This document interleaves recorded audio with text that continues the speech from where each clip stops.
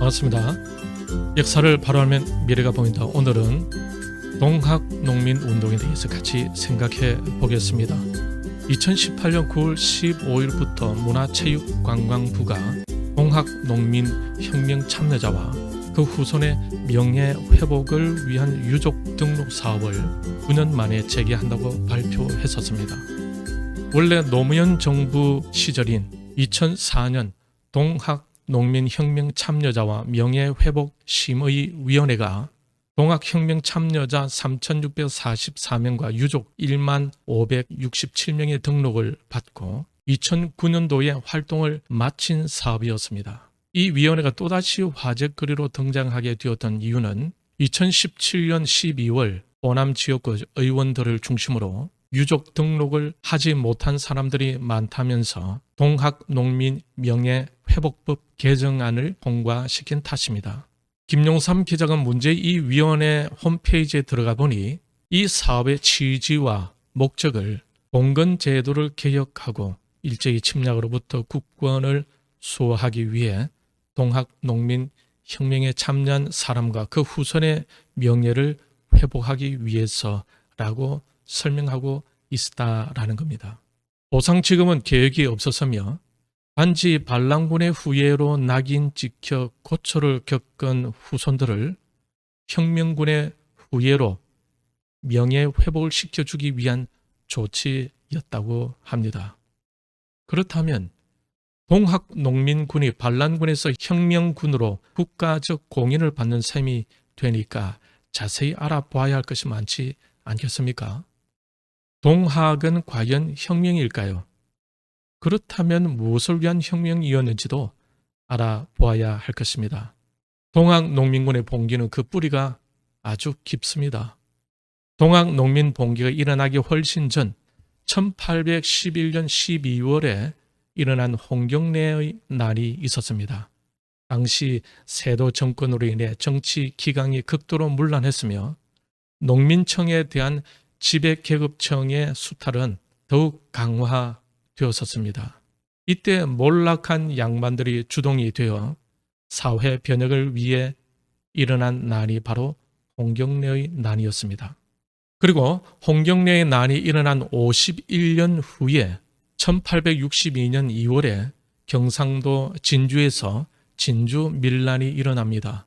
삼정이라는 세금 제도로 인해 고통을 겪던 농민들이 새로 부임한 백낙신의 가혹한 탄압과 착취에 대항하여 양반 출신의 농민인 유계춘을 중심으로 일어난 밀란이었습니다. 그리고 그 후에 1876년 일본과의 강화도 조약으로 개항한 후부터 1894년 동학농민 봉기가 발생할 때까지 크고 작은 밀란은 100여 차례나 발생하게 되었습니다. 이러한 밀란들이 동아시아 역사를 바꾸는 기폭제가 된 동학농민 봉기로 대폭발하게 되었던 것입니다. 여기서 김용삼 기자는 다음 같은 질문을 던집니다. 그렇다면 동학뿐만 아니라 그때까지 발생한 크고 작은 모든 밀란 참여자들과 그 후손들은 왜 명예회복 대상이 아닌가?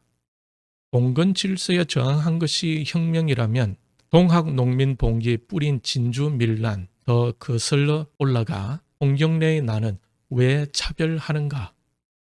여기서 제 개인적인 생각으로는 조선은 망했었고 대한민국은 근대 국가로 유엔의 지지하에서 새롭게 형성된 나라이기 때문에 조선시대에 있었던 혁명에 대한 명예를 회복한다는 말은 역사적인 흐름의 관점으로 볼 때 약간 모순되지 않을까 하는 생각을 해봅니다.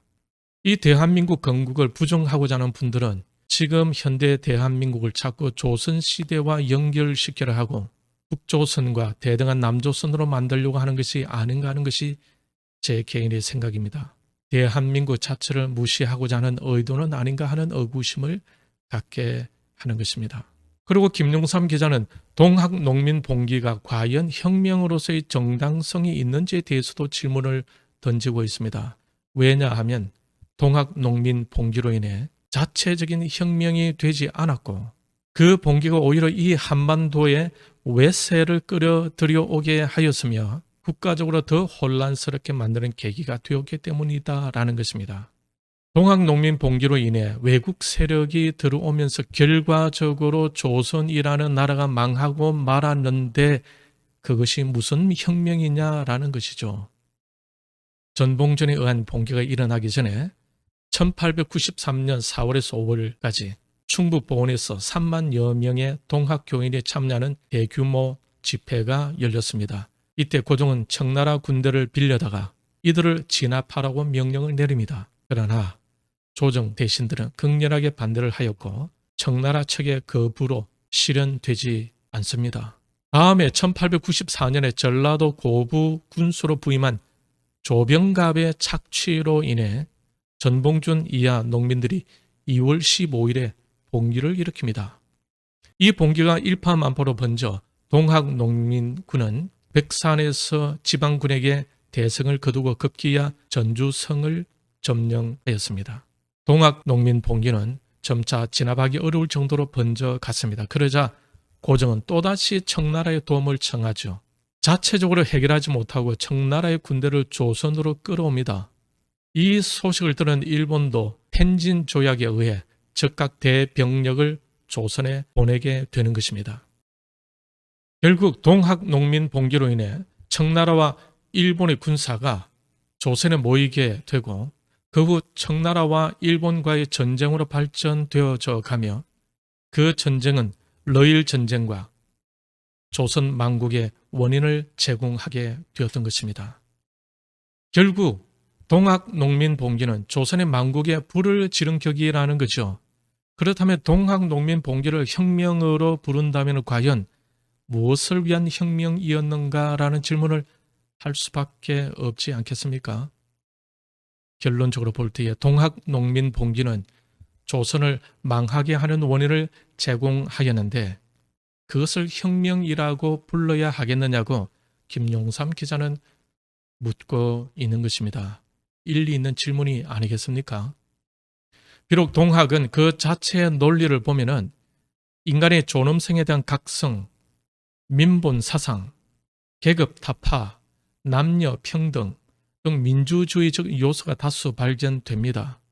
구한말 동학은 전통적인 양반집의 사회 질서에 대한 부정과 새로 전파된 서학에 대한 저항이라는 정신적 기둥이기도 했습니다. 이것은 조선 말기에 정치 사회적으로 직면해 있던 여러 가지 복잡한 문제를 민중 차원에서 개혁하고 점점 압박해 오는 외국의 압력으로부터 민족적 이익을 지키려는 조선의 역사적 바램을 반영한 사상이기도 했습니다. 하지만 일부 학자나 이 대한민국 정부가 주장하는 것처럼 동학농민봉기를 혁명으로 자리매김할 수 있는지에 대해서는 아직도 다른 의견들이 많이 존재한다는 것입니다.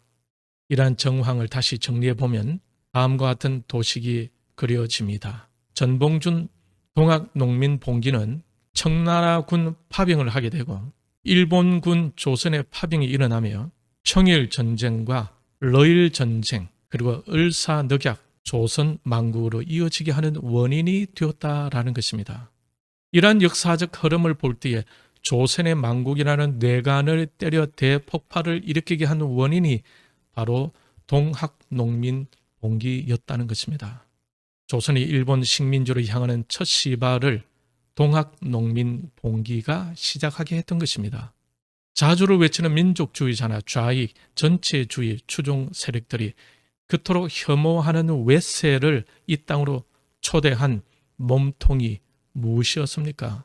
그것은 그들이 너무나 부인하고 싶겠지만 도저히 부인할 수 없는 역사적 사실은 동학농민봉기였다는 것입니다. 그러니 동학농민운동이 봉건제도를 개혁한 혁명이라고 한다면 어폐가 있는 말이 아닐까라는 것이 김용삼 기자의 주장입니다. 저 역시 공감합니다. 오늘은 여기까지입니다. 역사를 바로 알면 미래가 보인다. 다음 시간에는 동학농민봉기를 일으켰다고 하는 전봉준에 대해서 같이 생각해 보겠습니다.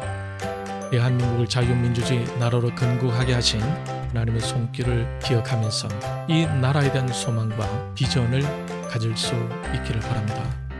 시청해 주셔서 감사합니다. 남은 주간도 주님 안에서 승리하십시오. 감사합니다.